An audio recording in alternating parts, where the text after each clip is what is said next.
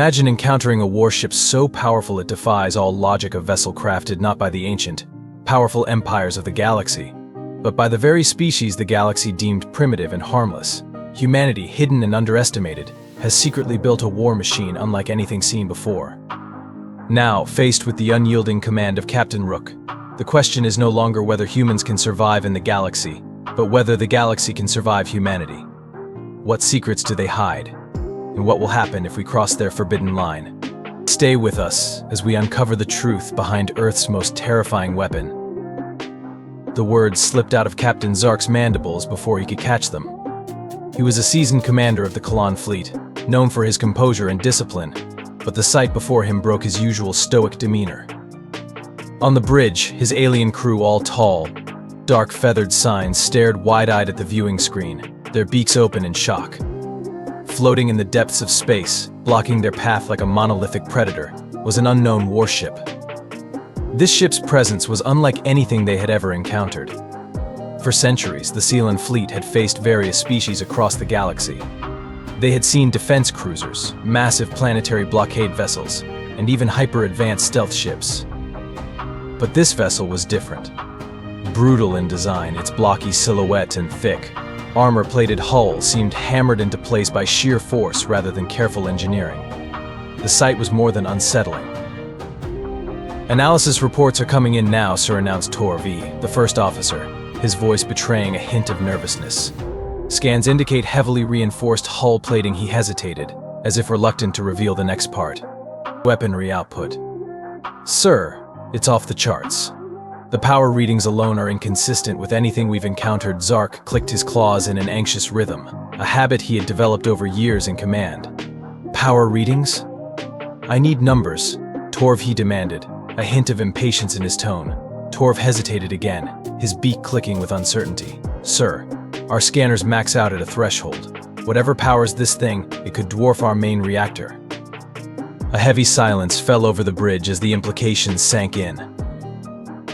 The Sealans were a pragmatic species, known for avoiding direct conflict whenever possible. They preferred strategy, diplomacy, and their advanced technology to overcome potential threats. And yet here they were, facing an unknown ship whose readings suggested it held more destructive potential than their entire fleet combined. Zark squinted at the ominous vessel on the screen, taking in its intimidating bulk. There was a rawness to its design, a sense of brute force wedded to a utilitarian purpose. It lacked the elegance of Kalan or even the cold efficiency of Kill's craft. This ship was built to endure, to withstand, and to retaliate. "Zoom in on the hull," Zark ordered, leaning forward as the viewing screen complied. The image sharpened, revealing the ship's exterior in more detail. Scars, pockmarks, and crude lines ran across its surface, evidence of countless battles it had weathered. One particular marking caught Zark's eye: a strange insignia. A stylized planet, half-wreathed in laurels, was emblazoned on the hull. Below it, in clean, blocky letters, were the words "United Terran Federation." The word Terran immediately set the bridge ablaze with murmurs and whispers. Humans, Torv's eyes were wide. Zark tapped his claws thoughtfully, his mind racing. Impossible. Humans had been classified as a protected species by the Galactic Assembly for over a century. Their star systems are isolated, and they lack any advanced interstellar technology. The idea of a heavily armed human warship was absurd, or so he thought.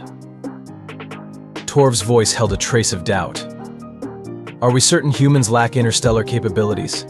We've only ever seen limited data on them, mostly cultural records and pre-contact reports." Zark growled softly, mandibles clicking in frustration. "The Assembly's concern is misguided. Every report states they are primitive, a warlike species perhaps, but nowhere near our level of technology. They barely left their own atmosphere a few centuries ago." And yet, despite his confidence, an uneasy feeling began gnawing at him. The scars on the hull didn't look ornamental, they were authentic, worn by a vessel that had seen real combat. It didn't make sense. "Shall I attempt communication?" Torv asked, and Zark nodded. Torv set to work, aligning communication protocols, scanning for any compatible channels. After a few tense moments, a crackling voice filled the bridge, rough but clear and unmistakably human. "Unidentified vessel. This is Captain Rook of the Terran warship Resolute. State your intent. or we will consider your approach hostile." The signs flinched collectively. There was an unspoken authority in the voice, the confidence reserved for experienced commanders of major empires. Zark motioned for the communication channel to remain open. "Captain Rook, this is Commander Zark of the Kalan cruiser Vakal. We are here on a diplomatic mission. Our intent is non-hostile. However, your presence in this sector is." Unexpected, a pause followed, then Captain Rook's voice returned, unhurried. "Unexpected to you, perhaps. As for us, we're well aware of sealant routes in this region. You're the ones trespassing in restricted space." Shocked whispers erupted across the bridge. Restricted space? The Kalans had mapped this sector for over a decade. It wasn't marked on any known charts as controlled territory. "They're bluffing," Commander Torv whispered urgently.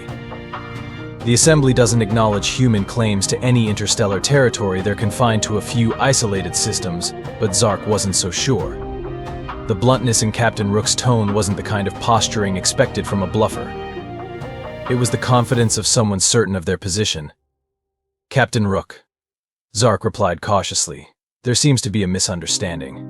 This sector is under Kalan jurisdiction according to the Galactic Assembly's accords. Your vessel's presence is irregular. I must ask you to state your purpose here." Rook's voice took on a wry edge. "Our purpose, Commander Zark, is to keep the peace. We're here to ensure no one interferes with Earth and its territories. If that means taking out potential threats, so be it." Zark's claws twitched at the subtle threat. But it wasn't just the tone that disturbed him, it was the suggestion that humans had not only expanded beyond their home system, but had done so with enough confidence to claim territory and enforce borders. The silence stretched as Zark considered his next move.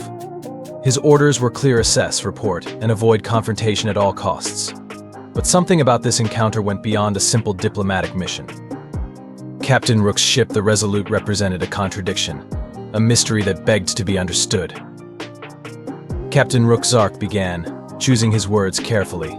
"I urge you to understand that we have no interest in hostility. Our species values diplomacy and peaceful contact. We are only here to observe." A low chuckle came through the channel, chilling in its blunt honesty. "Observe all you want," Rook replied. "Just don't cross the line." "You won't like the response." Zark's mandibles clicked as he ended the transmission. His mind raced.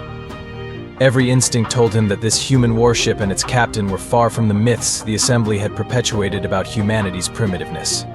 Torv broke the silence, his voice tight with apprehension. "Sir, what are your orders?" Zark paused, staring at the ominous silhouette of the Resolute on the screen. The Assembly's stance on humans had always seemed oddly adamant: keep them isolated, treat them as primitives, and avoid interference. But here was an undeniable contradiction: a heavily armed Terran warship captained by someone who sounded anything but primitive. If the Assembly was aware of this, they had hidden it well. "We're not leaving yet," Zark replied, a determined edge in his tone. "Not until we know more. If the humans have broken isolation, the Assembly must be informed. And if this Terran Federation intends to push into shared space, we need to understand what they're bringing to the table." Torv's eyes widened.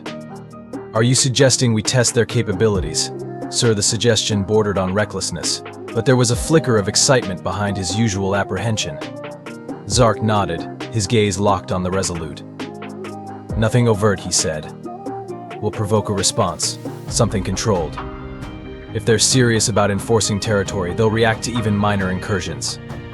Plot a course that brings us within the outer edge of their supposed boundary." Torv's feathers bristled with nervous energy, but he nodded.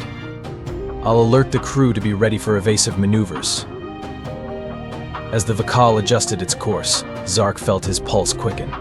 For years, his missions had revolved around peaceful negotiations and maintaining stability within Galactic Assembly-controlled sectors.